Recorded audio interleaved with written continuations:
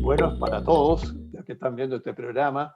Nuevamente hemos invitado a un gran médico argentino, muy conocido, es muy famoso ya en lo que él se ha especializado, y eso nos da gusto justamente tenerlo con nosotros hoy día en nuestro conversatorio.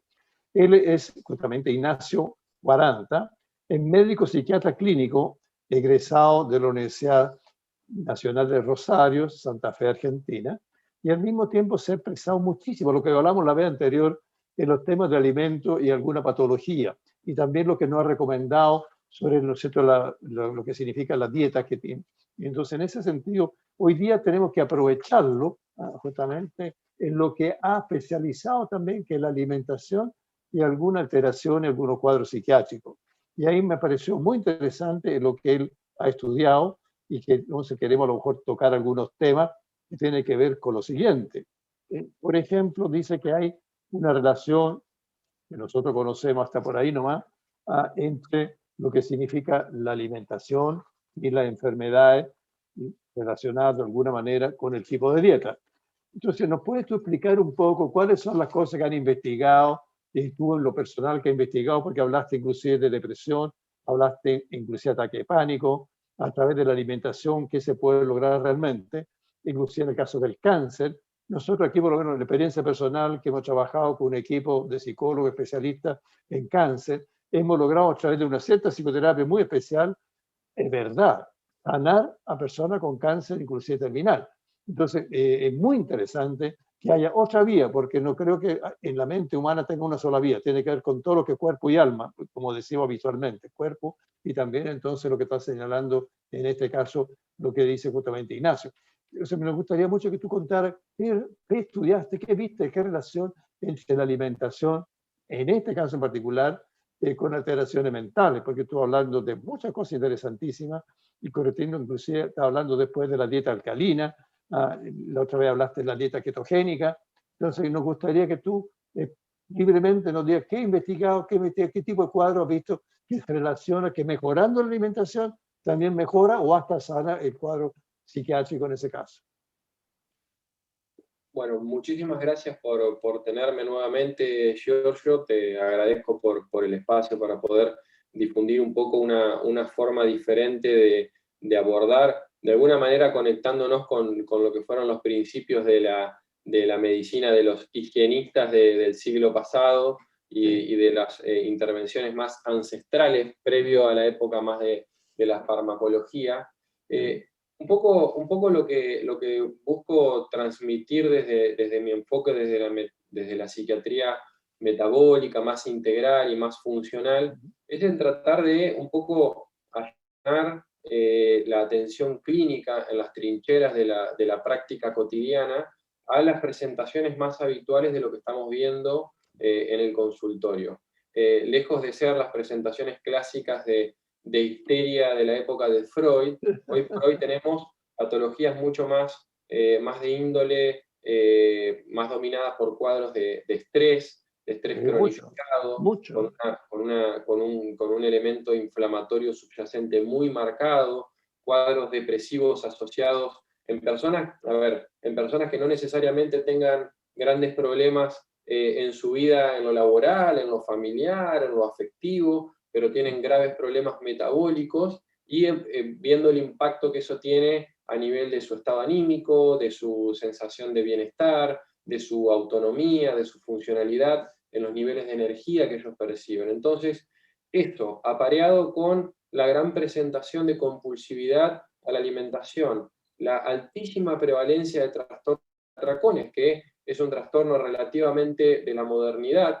La primera vez que aparecen los trastornos por atracones en el DSM, que es nuestro manual, el DSM-5, que salió en el 2013, es la primera vez que sale en la nomenclatura el trastorno por atracón. La bulimia nerviosa sí tiene un poquito más de tiempo, pero lo que a mí me interesa de la forma en la que yo trabajo y que encaro a mis pacientes tiene que ver con que en cada uno individualmente puede ir encontrando su patrón de alimentación individual, tratar de alejarse un poco de la vorágine y de la alimentación ultraprocesada y procesada, como hablábamos en la última oportunidad, y tratar de ir encontrando aquello que le sea útil a cada persona particularmente en función de la presentación clínica con la que venga. Pero cuadros de ansiedad, cuadros de inquietud, de agitación psicomotriz, cuadros de esa depresión más de tipo Reactivo. inmunometabólico, exacto, con Ya. sobrepeso, cuadros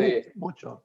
cuadros de hiperactividad. A ver, y esto es relativamente sencillo en el momento en el que uno valora la clínica y si uno le empieza a prestar atención a la alimentación, que no es un área que en la medicina en general hayamos cuidado, por eso han aparecido un montón de otras disciplinas que están atendiendo la nutrición y la medicina recién se está empezando a hacer un catch-up, a hacer una actualización, empezar a tener en cuenta la nutrición, la alimentación y la conducta alimentaria dentro de la evaluación psiquiátrica general, al menos en mi caso. Entonces, cuando uno empieza a ver la presentación sintomática y uno pregunta, por ejemplo, en un paciente con ansiedad, cuál es su consumo de harina, cada cuánto come, cuál es el rol de la alimentación en su vida, qué tipo de alimentos ultraprocesados puede incorporar, obviamente los clásicos, también lo que tiene que ver con el consumo de alcohol, de cafeína, de marihuana, cómo está descansando. Buen punto, muy buen punto.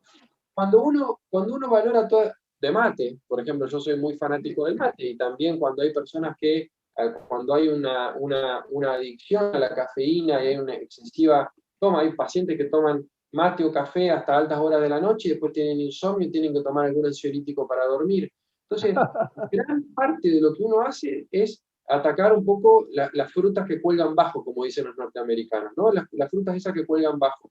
Y eso es una intervención que a nivel poblacional, digamos, a nivel general, ya mejora mucho los cuadros clínicos de base, aunque sea para poder, como quien dice, limpiar un poco la escena sobre la que uno después va a trabajar. Porque si uno no modifica ninguno de esos factores y simplemente se dedica a dar un antidepresivo, un antipsicótico, un estabilizador del ánimo, un ansiolítico, muchas veces empeora ese cuadro metabólico de base.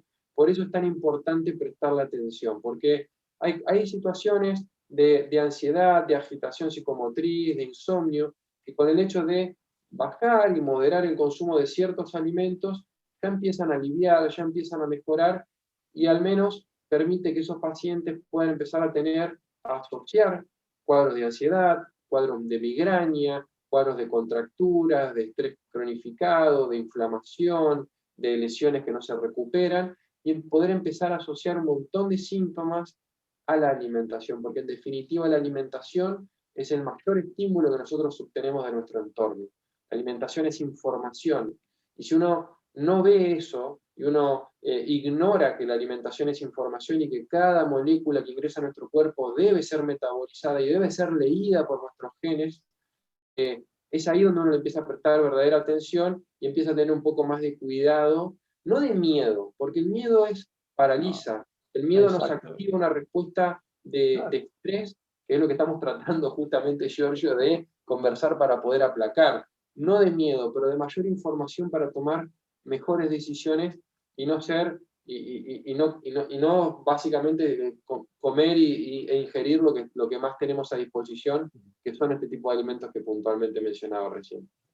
Mira, yo atiendo muchos pacientes aquí, como te decía, a veces con disfunciones matrimoniales que presentan, inclusive otros cuadros fóbicos, por ejemplo, ataques de pánico, son bastante frecuentes aquí, no sé en Argentina, pero aquí hay un porcentaje bastante alto que recién ahora se está diagnosticando. Pues lo que tú dijiste antes, la persona con ataque de pánico que no se sabía bien decía histeria, y váyase a su casa, ¿no es cierto?, y no moleste.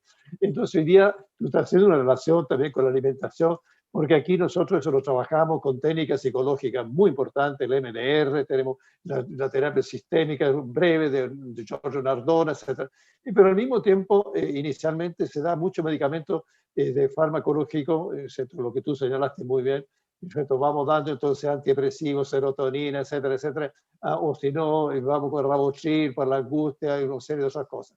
Entonces tú lo estás dando para los pacientes, no solamente míos, para todos los pacientes que sufren ansiedad y ataque de pánico o depresión, vamos diferenciando qué cosas deberían hacer ellos para que a través de la alimentación le baje el nivel de ansiedad y a lo mejor hasta baje los ataques de pánico. Y tú tienes la experiencia desde el punto de la alimentación, que es un tremendo aporte que tú lo estás haciendo a la política, a los mismos especialistas también, que no estamos informados de eso. Tenemos unos conocimientos vagos nomás. Yo sé que la persona que si no duerme bien, la gleína no le funciona, entonces empieza a tener obesidad. Ok, sé alguna cosa fisiológica porque he tenido que estudiarla, pero la relación entre esto que tú estás cerrando para nosotros es muy importante y muy novedosa, sobre todo para el público en general, y también inclusive para los especialistas.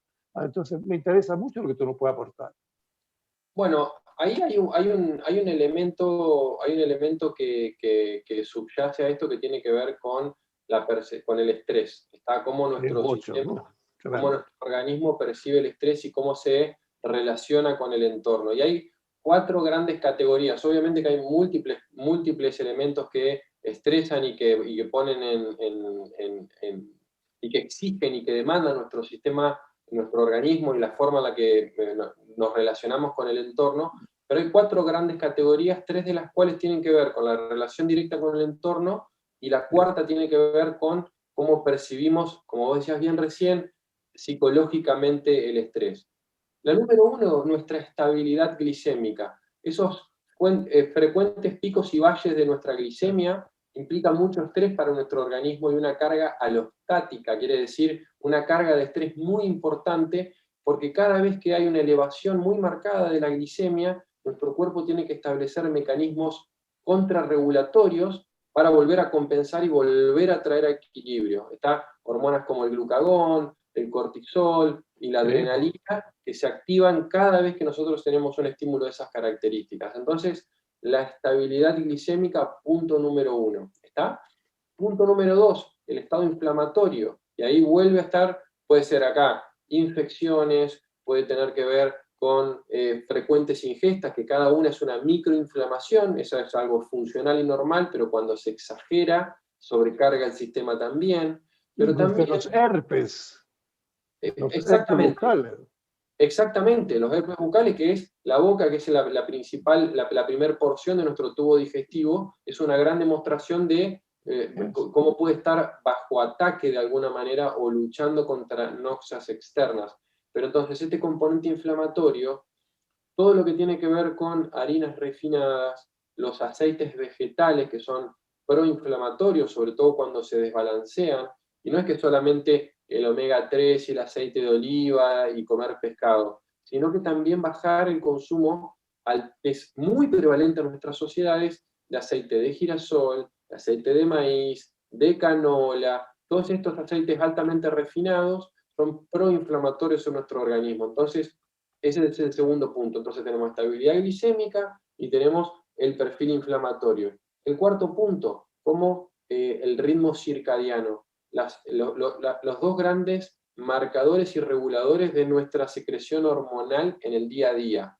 Ciclo sueño-vigilia, cuando dormimos y cuando estamos despiertos. Estamos viendo con mucha frecuencia, vos lo verás en tu práctica también, que las personas se quedan mirando Netflix o con las redes sociales, con las pantallas hasta la 1, 2 de la mañana, teniendo que levantarse muy temprano a la mañana. Entonces, con ese déficit crónico de sueño, que es un marcador de riesgo para patologías neurodegenerativas, para patologías de ansiedad, para trastorno anímico, cualquiera de Cardiológica.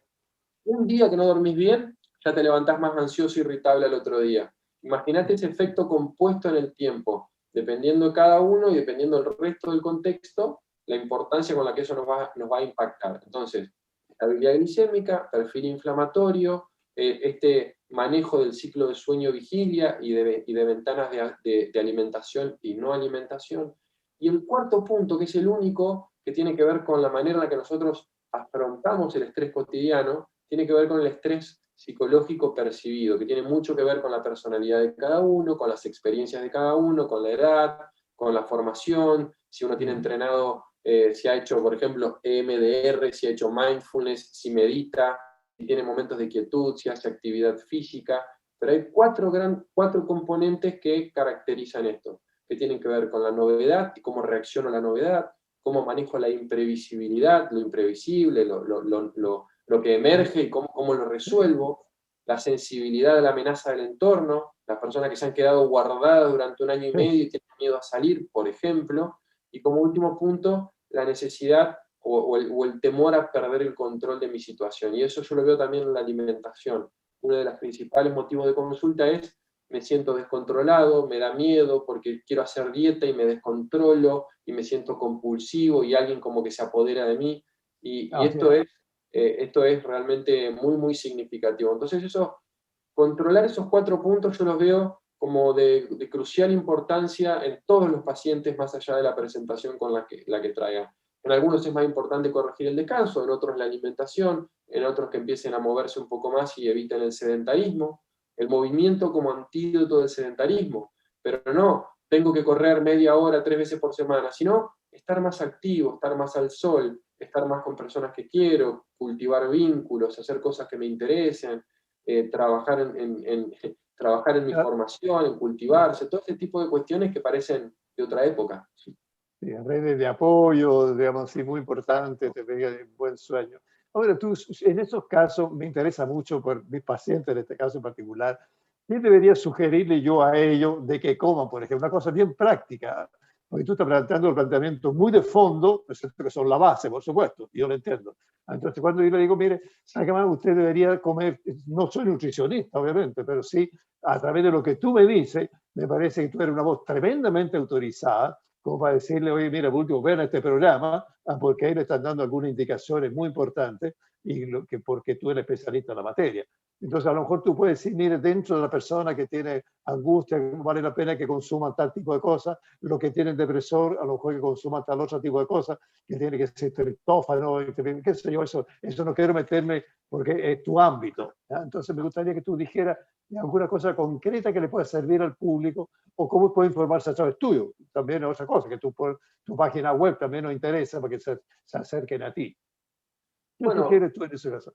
a ver, hay ciertas cuestiones que son un poco las que fui mencionando, y si bien son intervenciones generales y globales, son de tremenda importancia, porque que uno pueda identificar si uno tiene una sensibilidad específica a un grupo de alimentos. Entonces, acá, para empezar, es muy importante reforzar este elemento de evitar esos alimentos ultraprocesados, muchos de los alimentos que vienen en paquetes, evitar estas frecuentes ingestas de cosas procesadas, cosas que vienen de una fábrica, reducir al mínimo la ingesta de estos comestibles, que en Chile han dado un paso muy importante hacia adelante con la ley del etiquetado frontal, que Sí, sí, avisa sí, sí, sí. exceso de azúcar, exceso de Baja en cafeína. calorías, después dice bajo en calorías, pero o bien dice light. Yo le digo a mis pacientes, no comer nada que diga light, porque algo que es light está desprovisto de todo lo que es nutrición.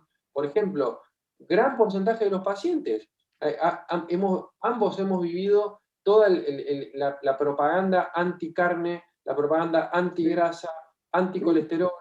Alimentos como el huevo, que son ancestralmente partes de nuestra dieta, cruciales, centrales, de eso. diferentes animales, 1 por semana, 2 por semana, porque te leo, y están todos basados en ciencia epidemiológica de pobrísima calidad, que después cuando uno empieza a indagar y a pesquisar atrás, con muchos intereses económicos detrás. Entonces yo no soy ni conspiranoico ni nada, pero cada uno haga su investigación y uno puede ir siguiendo el dinero, como dicen en Estados Unidos. Sí, Entonces eso por un lado. Pero por ejemplo, una de las intervenciones más importantes, a ver, evitando esos alimentos uno empieza a cuidar la flora intestinal, que también la madre de todas las enfermedades, la salud gastrointestinal. Evitando, dándole reposo gástrico, teniendo una ventana de ingestas relativamente, bueno, humana, es decir, comer entre 6 y 12 horas al día, tener esa ventana de ingesta. Olvídense del ayuno como tal. Mínimamente, para empezar, tener una ventana de ingestas en las cuales uno abro la ventana de ingesta en un horario que sea cómodo para mí, que puede ser a primera hora, o puede ser un poquito más tarde cuando tengo hambre, o puede ser con el almuerzo, y cerrar esa ventana de ingesta con la cena, en una cena que no sea excesivamente tardía, que no sea 1 o media hora antes de acostarse, darle un buen tiempo. punto. Ya. Basarse en alimentos reales, alimentos que uno puede identificar que han estado vivos y no que vienen de un paquete constantemente, y esas intervenciones son a gran escala muy importantes. Se ha visto también en depresión y en algunos trastornos de ansiedad con alguna base inflamatoria, que es la prescripción de omega 3, que es una de las intervenciones más estudiadas dentro de lo que es la nutrición, son de alto impacto. Dentro, por lo que es la dieta cetogénica específicamente, que básicamente es restringir o reducir la cantidad de hidratos de carbono en la alimentación a un número variable de entre 20 y 50 gramos netos por día. Y esto, para no complicar, no complejizar mucho, es una cantidad mucho menor que los 200, 300 gramos que habitualmente se sugieren en nuestras dietas. Por esto es un cambio de paradigma importante, pero es volver a esa alimentación real en la cual uno empieza a encontrar ese patrón individual. Pero es poder tomar un poco de distancia, es normal poder estar desde que uno se levanta 5, 6 horas, 8 horas, sin una ingesta si uno no tiene hambre o uno ir cultivándolo. Obviamente que muchas de estas cuestiones no se pueden hacer recomendaciones poblacionales porque hay que ver el caso por caso, hay Sí, que ver claro, el punto de partida. No es lo mismo una persona que coma 2, 3 veces por día, que haga un ayuno de 24 horas, que una persona que viene con ese esquema que habíamos planteado previamente de 6 u 8 comidas al día, que le va a costar muchísimo. Pero para sostener 6 u 8 comidas al día con colaciones y demás, uno se tiene que apoyar en los carbohidratos, porque cuando uno come comida real, aumentan los perfiles de saciedad, se calma más la grelina, se sensibiliza la leptina, que es la la hormona de la leptina, sí. saciedad.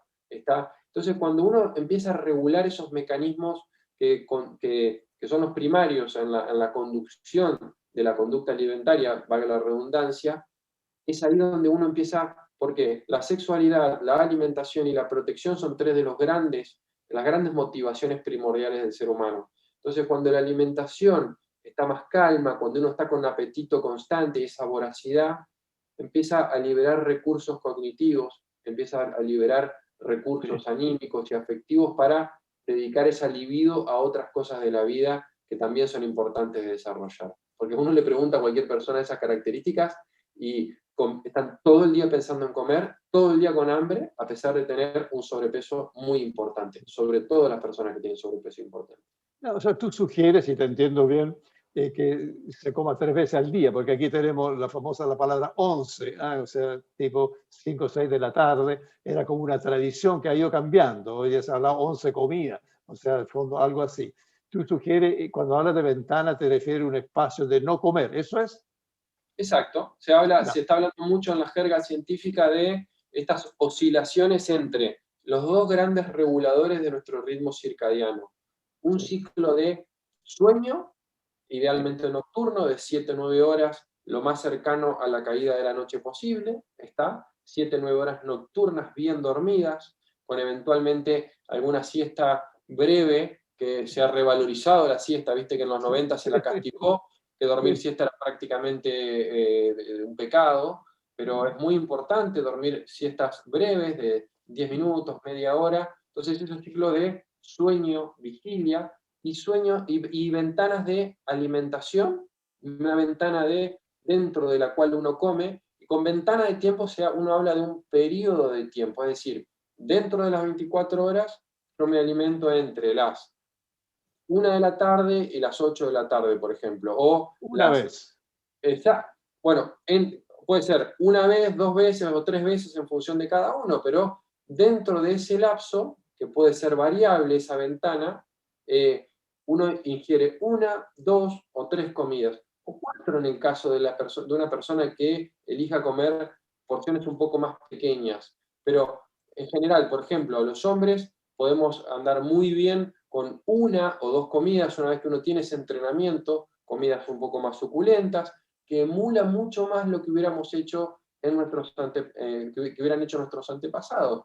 Te encontrabas comida, comías hasta llenarte, comías hasta saciarte, y quizás pasaba un tiempo variable hasta que volvías a comer o volvías a ingerir al otro día. Pero esto de rascarnos el apetito y comer un poquitito a cada rato, incluso sin hambre, por el reloj, Fatal, es fatal. totalmente contraintuitivo y es totalmente nocivo a todo nivel, porque constantemente nos está dando trabajo al aparato gastrointestinal, trabajo a nuestro sistema nervioso que tiene que metabolizar todos esos alimentos, y es mucho mejor dejar liberar todos esos recursos para que el cuerpo pueda destinarlos a la autofagia, recuperación, regeneración de tejidos, no es lo único que va a hacer nuestro cuerpo, pero la digestión es primordial. Entonces, cuando uno come, el cuerpo redirige recursos a la digestión, y si estaba recuperando algo en otra parte del cuerpo, se reducen esos recursos. Entonces, en definitiva, se reduce a optimizar recursos fisiológicos, a tener en cuenta ritmos circadianos, dormir de noche, estar activo de día, exponerse al sol, hidratarse bien, tomar agua, dejar de ¿Qué tomar pasa con todo gaseosa. eso? ¿Qué pasa pues, si la persona en esa interfase a que puede tener la sensación de apetito o hambre, y toma, ¿no es cierto?, si todo lo que son eventualmente alimentos como nueces, como almendras, todo lo que sea. ¿Qué pasaría ahí? Es una estrategia válida, es una estrategia Ya, válida, ya. depende de la Porque yo lo he persona. recomendado a mis pacientes, por eso te pregunto, ¿cuán válido es? Es una estrategia válida, o sea, dependiendo del momento y dependiendo también de que también esté obteniendo una buena nutrición en los momentos en los que hace su comida o sus comidas principales, pero es un poco, fíjate qué cambio de paradigma, porque hoy por hoy se está viendo que comer una vez o dos veces al día, bien una buena cantidad de nutrición y una buena cantidad de energía adecuadas a las necesidades y los requerimientos de cada Sí, uno, pueden ser óptimos, y hay personas y profesionales que eso dicen que es directamente un trastorno de la conducta alimentaria. sí, Y eso eso es es otra lo que cosa. hay que Estamos de desmitificar. acuerdo. Sí, sí, sí, sí, Eso totalmente es de lo acuerdo. que hay que desmitificar. Sí, claro, Porque no, fundamentalmente es que bueno que tú diferencias, que son trastornos, ese es otro cuento, totalmente distinto. Estamos hablando de gente común y corriente dentro de, digamos, y que tiene de repente ese tipo de exactamente, cosas. Bueno, nos queda exactamente. de nuevo un minuto, se nos hace muy, muy rápido, muy corto lo que sacamos provecho. ¿Qué quisieras tú a propósito de esto, de recomendar, decir algún mensaje para nuestra población en general? Bueno, en primer lugar, siendo psiquiatra y en este contexto de pandemia, que cuiden su salud, que cuiden sus vínculos, que cuiden estas cositas, estas frutas, que vuelvo a repetir, estas frutos que cuelgan bajo, y prestar atención al descanso, no sacrificar el descanso por horas de pantalla a la noche, tratar de cultivar vínculos saludables, reducir la cantidad de horas en pantalla. Por eso agradecemos ambos el hecho de, yo siempre que tengo algún tipo de intervención virtual, agradezco el tiempo que la persona pueda estar prestando sus ojos y su mirada y su cerebro a otro estímulo virtual, porque todo pasa por la virtualidad hoy por hoy y tiene grandes beneficios. No abusar de esa parte y cuidar mucho la atención, cuidar a dónde estamos enfocando la atención. Grandes pensadores a lo largo de la historia siempre han hecho mucho foco en la atención, a dónde lo estábamos dedicando, a dónde lo estamos apuntando, y a través de meditación, momentos de quietud, El como vos. mindfulness ha funcionado muy bien en ese sentido, el mindfulness, sí. Ahora, Exactamente. y bueno que tú nos digas, la gente que se quiere contactar contigo, puedes darnos ya sea la página web o los páginas, o algún eventualmente donde te pueden ubicar usted para preguntarte más cosas, que puede Bueno, ser yo, también yo soy muy activo en Instagram. Hace poco me eso. hackearon la cuenta y perdí la cuenta que tenía previamente, pero estoy activo en @ignacio.40, 40 con C como 40, Ignacio 40. Tengo mi página que es ignacio40.com, la tengo un poquito desactualizada. Mi mail, que es Eso, mail. ignacio40@gmail.com, gmail.com, y Twitter, que es @ignacio40. Sí, son las cuatro vías donde más activo puedo estar, o más puedo llegar a contestar ahí alguna Eso. consulta puntual. Bueno, vuelvo a agradecerte muchísimo todo lo que tú nos das, digamos, con toda la experiencia que tienes en un lenguaje bastante sencillo, salvo tal vez la autofagia. Creo que mucha gente no sabe lo que significa eso. Nosotros los especialistas sí. Pues en dos palabras nos explicar a la gente qué es lo que es la autofagia.